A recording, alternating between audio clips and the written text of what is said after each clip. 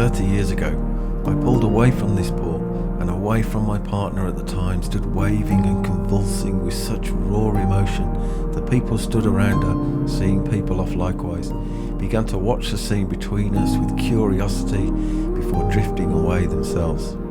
Roisin remained until the ferry disappeared, alone, inconsolable. I have never forgotten this moment. We didn't yet know it, but this was to be the end of our intense 2-year relationship. She and a friend we'd met on a kibbutz who rented the apartment here with us were to stay on Ios a while longer before travelling elsewhere, whilst I was heading home to work with my dad, something I'd long sworn to avoid. Unlike Roisin and Fiona, I had spent all my savings, and my job washing up in a restaurant on the harbour each evening didn't leave enough to continue onwards likewise. Grappling with what to do next, my boss, an amateur photographer who covered the walls of the restaurant with his own work, took pity on me and bought me a ferry ticket and flight home. I have always regretted leaving the island when I did. I had addressed envelopes for almost every door I'd lived behind over the years, without knowing exactly why I was keeping them, but the only envelope for anywhere here was for a pub I couldn't recall working at. I checked old notes and letters and a diary I kept at the time.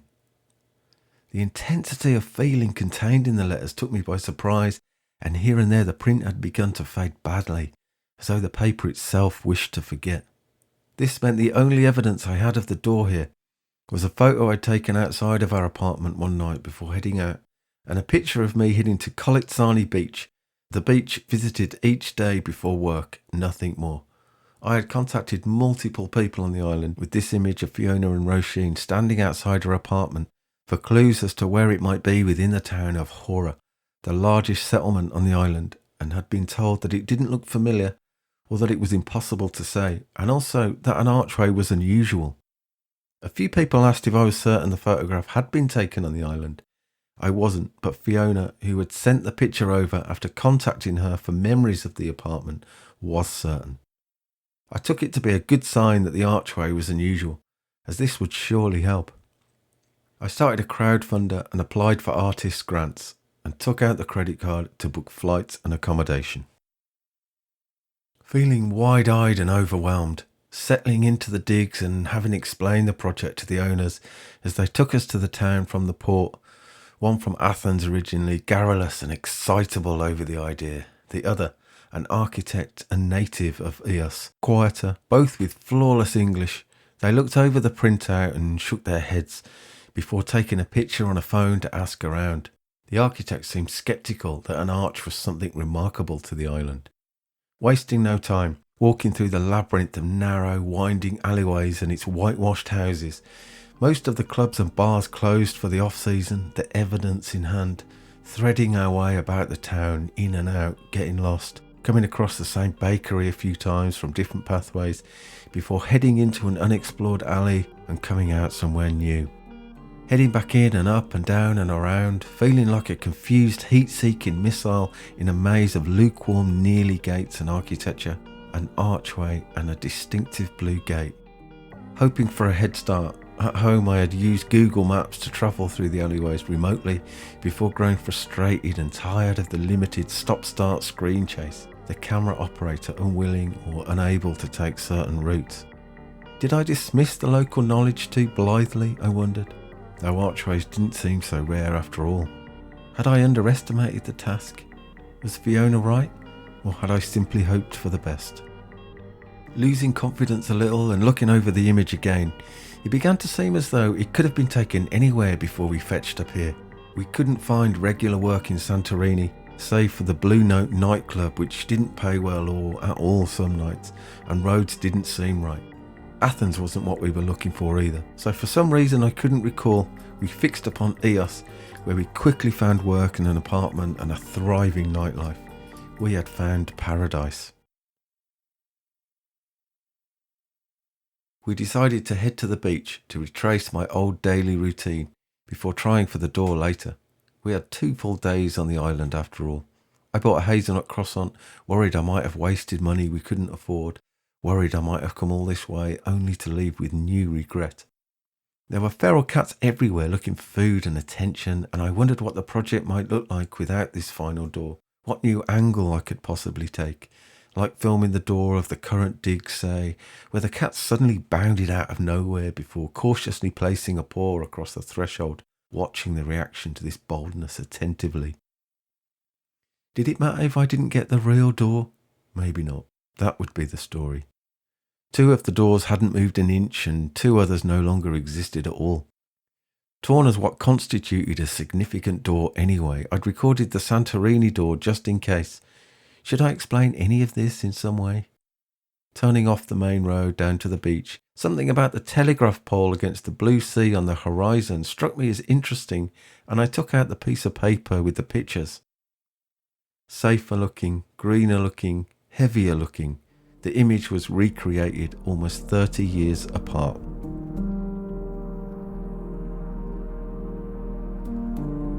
It hadn't occurred to me that I'd ever come back here, and to think of that innocent feeling all those years ago, stood on the secluded beach once more, became so startling I felt dazed.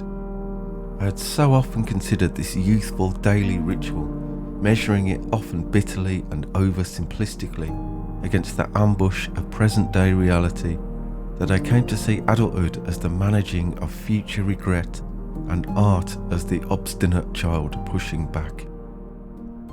Buoyed by the recreation of the Khaled Sani image, I felt confident of finding the door and the possibility of beginning to relax. An archway, a distinctive blue gate.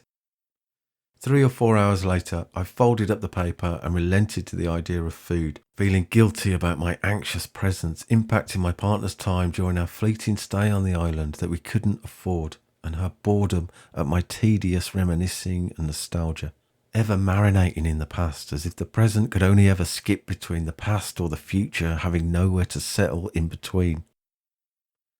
We'd swam at least, I said meekly with a spasm of guilt.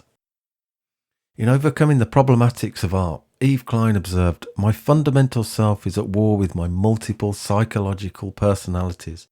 I love in myself everything that does not belong to me, which is to say my life, and I despise all that belongs to me, my education, my psychological heredity, my learned traditional perspective, my vices, my faults, my attributes, my obsessions. In short, anything that each day unrelentingly leads to physical, sentimental, and emotional death. Why did I think there'd still be a blue gate after so long? I considered sullenly and silently, relieved to have stopped the increasingly desperate pursuit around every corner as we headed towards the Panayotis Gremiatissa Church, known as Top Church, I was told, at the highest point of Hora, with a 360-degree view of the island to try and catch what remained of the sunset. Maybe the archway owners had refashioned the entryway. There seemed to be construction going on all over the island.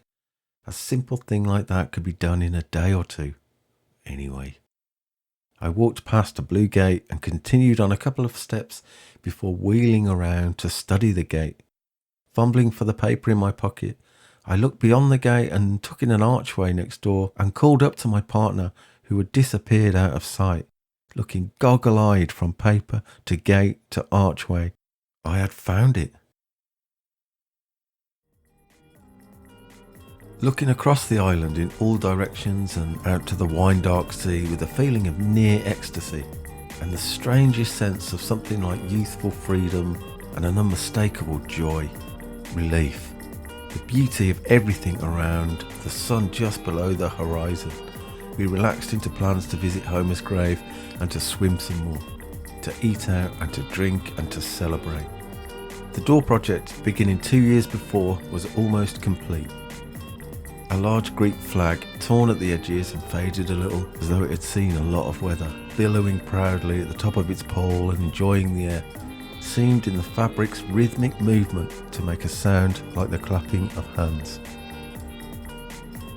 Not wanting to make a recording in the dark, I felt I had to knock on the door and seek permission that evening to hopefully record the door closing the next day, the last day on the island. If this wasn't possible, then it had to be there and then, and so be it. That would be the story. A man in his 60s answered and, making a gesture with his hands to say that he didn't understand, but to not go anywhere, disappeared back into the apartment. Looking in from where I stood, the apartment seemed larger somehow and had obviously been reconfigured. I couldn't recall the porch area with its outside seating, but always had stairs in my mind over the years. I recall the landlady being a no-nonsense type who gave the three of us a look when handing over the 3 keys that told us she expected the very best behaviour and any lateness with rent wouldn't be tolerated. And elevation, definitely elevation. It was definitely the door. In shorts and bare feet, the man came back to the door on the phone to someone. Using a translation app on her phone, my partner Joe typed in the question he couldn't understand, and looking through the screen door, which we didn't used to have, the Greek interpretation was held up to him.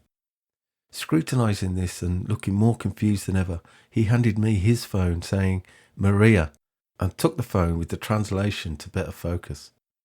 Maria spoke in English then, and I thanked her for speaking to me and acting as interpreter before a woman, presumably the man's wife, came slowly and vigilantly up the stairs. This seemed to please the man, who, spotting her in the dark, handed back the phone and began to speak with his wife at such volume I had difficulty with Maria, to which I apologised, and updating her on what was happening, she said, "Great, can you put me back on with my uncle?" And I handed the phone back, and the wife looked at the chaotic phone swapping scene in a confused but friendly manner. She held her thumb and forefinger an inch or so apart to demonstrate how much English she had, and in good spirits my partner and I spoke at the same time to apologise over the Greek we knew, both holding a thumb and forefinger tightly together, which amused the wife. Pointing at the door, she didn't understand the request. Seeing the camera, however, she pointed at me and said, "Photographer and door photograph," and with relief I said yes, before shyly using the Greek for please. "Tomorrow?" "Yes, yes, very good. Sunny." She pointed up to the sky. "Yes, yes, okay. When's best for you?" I asked. The wife, in flower pattern top and white trousers, said 10 o'clock in the morning and clapped her hands together as though pleased everything had been straightened out. I gave a number of thank yous, yasu, yasu, before being told by Joe, relief all round, that I probably should have thanked them for their kindness instead of saying hello over and over as we headed down the stairs.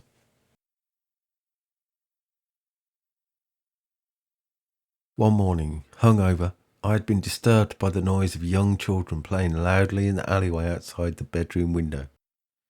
Fiona and Roisin were at work, and I wished to sleep after clubbing late into the night. Kneeling on the bed and opening the little hatchway window to scream at the kids to quieten down, which they did instantly, dazed and sick, looking at the shifting white mosaic pattern of the narrow alleyway in front of me, as though I'd stuck my head out of a ship's porthole to throw up into the ripple waves.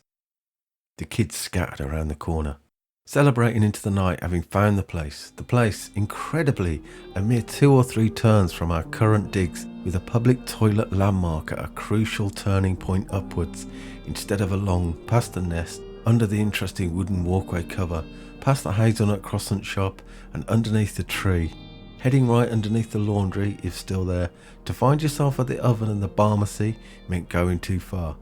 If necessary, start over from the toilets, open 24 hours. In an emergency, sleep here. I went back out alone, simply to take in the night air with a contentment I wished to consider further, and also to look for that bedroom window. The unlit alley to the side fairly dark, not wishing to disturb anybody with a torchlight. I couldn't make sense of how the windows lined up here in relation to the apartment. I must have lent out an upper floor window to yell at those kids, I thought doubtfully. Is that right? Realising just how much I had drank over the course of the evening, I decided to head back and figure it out in the morning. I'd also speak to the owners about the old layout and ask when it changed. Had they been there very long? The laundry still on the line, I realised that this level of communication would be beyond us, but this information now seemed crucial. It had to be the first floor window over the ground floor, but this cast doubt on how strong a memory I considered this to be. I had never forgotten this, through guilt probably. Had I forgotten? Placing myself lower to the ground, perhaps? Perhaps Roisin had shrugged at the port instead, thrilled I had left. Looking for the architect's name of the place we were staying, gone 3 a.m, I noticed. I decided it was too late to text in case the message disturbed them. Stood leaning on the oven, I decided to call first thing in the morning in the hope one of them could accompany us and act as interpreter. The architect had agreed, and feeling sick and unsteady, we rushed off to meet her. She was thrilled we'd found the place, she said. Casually leaning over the wall of the balcony area, which I didn't realise was there, and watching our approach, the woman who owned the apartment greeted us warmly and spoke for a while with the architect. Somebody was using a power tool to cut something behind the blue gate, and the sun blazed down already. The architect and the woman continued speaking, raising their voices over the noise. I felt ill, and there seemed to be some confusion between them. Asking for the sheet to look at, I said that I didn't have it, so the architect brought the image of Roisin and Fiona up on her phone for some reason and began to study it. The woman leaning over the balcony looked on a little embarrassed now, I felt, as the noise seemed to grow between us all, and I couldn't understand why we weren't being invited up to take the picture. Turning to me, the architect asked to confirm when I said the picture had been taken, and I answered 1996 and made sure the camera was on and ready. Putting the phone away then and folding her arms, the architect said, "The problem is, she tells me that they have lived in the apartment for over 40 years and haven't rented it out once." I noticed a toilet sat behind the blue gate, and the noise of the circular saw cut in stone or something I couldn't quite see grew so loud we all stood unable to do anything. I felt crushed and sick, as suddenly defeated as I had felt exalted the night before, incredibly sick with my head pounding, speechless and defeated. The woman looking down from the balcony at the scene made an apologetic movement with her hands and seemed to want to get away from all the noise, but was too intrigued to leave. I just about heard the architect turn to my partner to say, how could he not know where he used to live? And I stood like an animal without agency, tethered to the spot. The architect asked if I might have lived in the apartment behind the blue gate, and slightly wounded by her comment, embarrassed and unable to think amongst all the noise and the doubting eyes, I said firmly that we didn't live here, knowing this to be true at least. Seeing this congregation and attention outside the gate, a man appeared out of a dark corridor to see what was going on and mercifully asked the workman to pause for a moment in order to speak to us. In his 70s, strong and athletic and with a rich dark Mediterranean skin as though rarely indoors, he spoke to us and the architect explained why we were here. He shook his head and said 1981 and no, and I realised the architect had asked how long he'd lived there and whether he'd rented the place. "Perhaps next door," he said to me. "You remember?" Next door. The landlady rented here for a long time, black hair, tall, fierce. They laughed, the woman on the balcony especially. Everyone looked on and waited for me to speak. I blinked behind my sunglasses. The architect, frustrated by my silence, went and knocked on this door and spoke to the youngish woman who answered and took in the crowd outside her door suspiciously. Surprisingly, she then opened the door fully. "She said you could go in," the architect said. "Go in."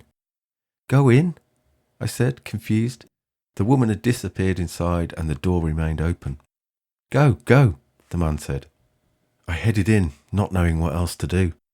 The woman stood in a kitchen, the first room to the left of the tiny apartment, attending to a small baby, a bathroom then a bedroom, and finally, at the end of the short corridor with its 4 doors to 4 rooms, the bedroom at the back, where I kneeled on the bed and screamed out the window, feeling exactly as I felt at this moment. Almost nothing had changed. Even the plain decoration felt the same, untouched in fact, over all the years. I thanked the woman, feeling dizzy, and left, and I heard her lock the door behind me. There were steps underneath my feet. "That's the one," I said, absolutely, without the same feeling as yesterday. The 3 of them spoke in Greek for a moment before the architect turned to me. "Something funny," she said. "He's been telling me about the gate. He replaced it with a different one a number of years back, but could never get used to it and realised he preferred the old one. He only recently put this one back." The 3 of us stood like neighbours again, the woman looking down from the balcony area with something of a radiant look, as though pleased she had stayed to watch. Realising I was being informed about the gate, she nodded along furiously as if to confirm it was true. We're all different, the man said, but the gate's the same.